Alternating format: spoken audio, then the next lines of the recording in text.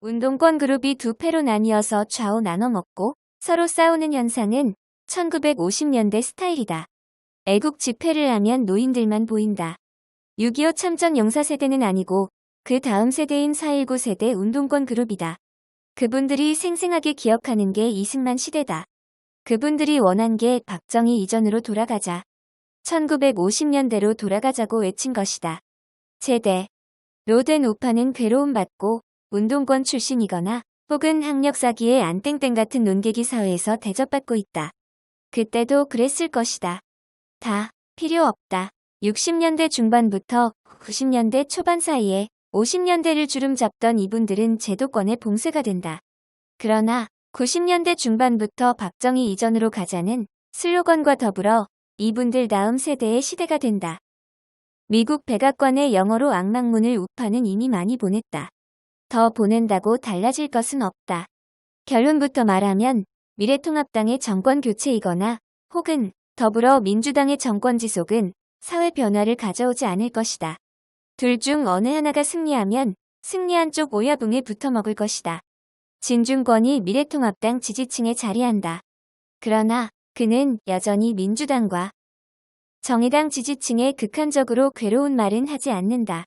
미래통합당이 이기면 진중권 부하들이 미래통합당에 붙어먹고 저쪽이 이기면 진중권이 살려달라고 하며 생존할 것이 충분히 예상된다. 이것은 진중권을 폄훼하는 게 아니다.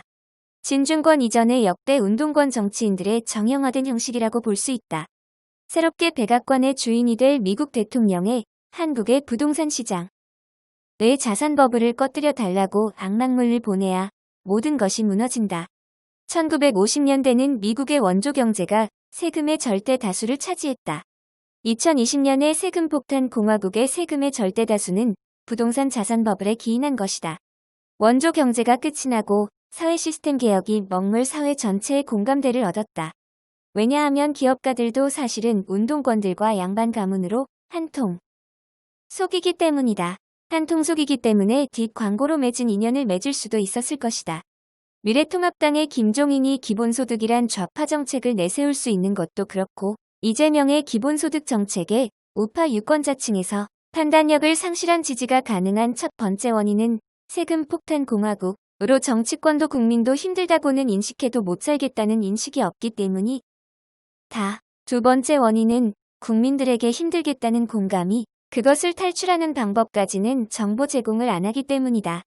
이는 마치 군사정권 저임금 노동에 빡친 호남 70대 좌파가 대한민국의 붕괴를 그 이후 40년 동안 외치는 것 정반대 차원으로 비교가 될 만하다. 자산 버블이 붕괴되고 디플레이션 흐름이 가면 김대중 진영에서 경제를 책임지는 그룹에서 더 이상 김대중 경제학의 지속이 불가능하다는 이야기가 나올 것이다.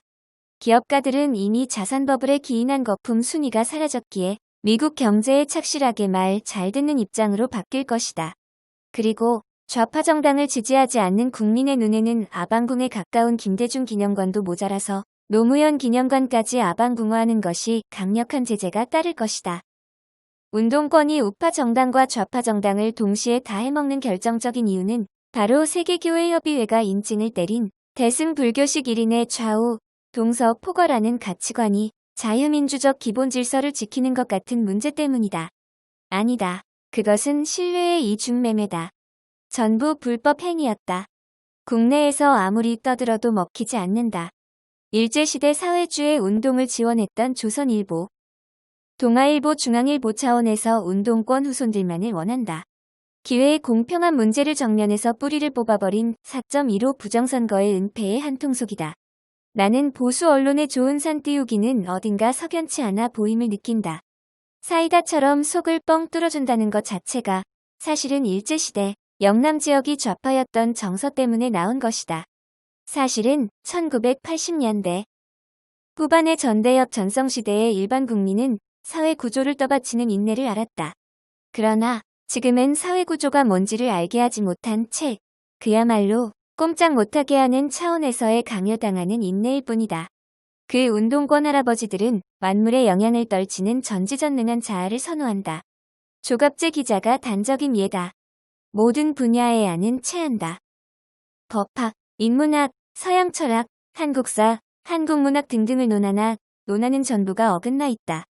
사실 냉정한 이야기로 대학 저학년 교양 과목 수준까지는 한 명이 논하는 게 불가능한 것은 아니다. 그러나 그렇게 작성하는 것도 준비 시간을 요구한다. 준비 시간 없이 바로바로 커피 자판기처럼 나오는 내용이다. 운동권이 여야 다 차지해서 우파의 몫이 없네. 이런 원망은 여기에 약과라고 본다. 김영삼 정권은 문민정부란 이름으로 통한다. 김영삼 정권을 세운 할아버지들이 김영삼이 문민정부라는 이유로 인문학에 기대를 가진 다음 세대를 짓밟는다. 운동권이 여야를 동시에 차지하거나 학력사기 안땡땡 같은 이들, 그리고 군사정권 때 청년을 보내고 이승만 시대를 어린이로 보낸 세대들의 자기기억의 폭주는 공통분모가 보여지. 는데 김대중과 김영삼이 손잡고 세운 시스템의 약점을 숨기는 것이다. 단기적으로는 새로 뽑힐 미국 대통령에게 한국의 자산버블을 붕괴시켜달라 악락문 보내는 게 맞을 것이다. 장기적으로는 희망을 잃어버린 자포자 기조하지 말고 좌파가 자기들의 네트워크를 갖추는 방식을 했듯이 정말로 다음 세대로서 운동권 아니고 안땡땡스럽지 않고 운동권 노인스럽지 않은 이들이 사회의 네트워크화된 배치를 이루는 것이겠다. 우파의 가장 큰 문제는 단도직입적으로 말해서 자유민주주의를 지킨다고 광화문을 가득 메운 분들에게 자유민주주의 기본 지식을 시험에서 제대로 아는 사람이 없다는 데 있다. 물론 그분들은 군사정권 때 가장 표본 지식을 알고 있다. 그러나 조갑재 기자가 우파사회에 등장한 1994년 이후에 27년간 그 어떠한 제대로 된 이념 교육의 자리가 없었다. 멍해. 지는 만큼 학력사기 안땡땡과 운동권들의 대중심리 장악이 편한 것이다.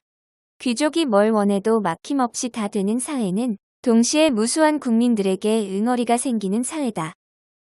사회의 음지는 안 본다. 이런 생각이 사회의 주류에 있는 것이다. 좋아요, 구독, 알림 설정 꼭 해주라.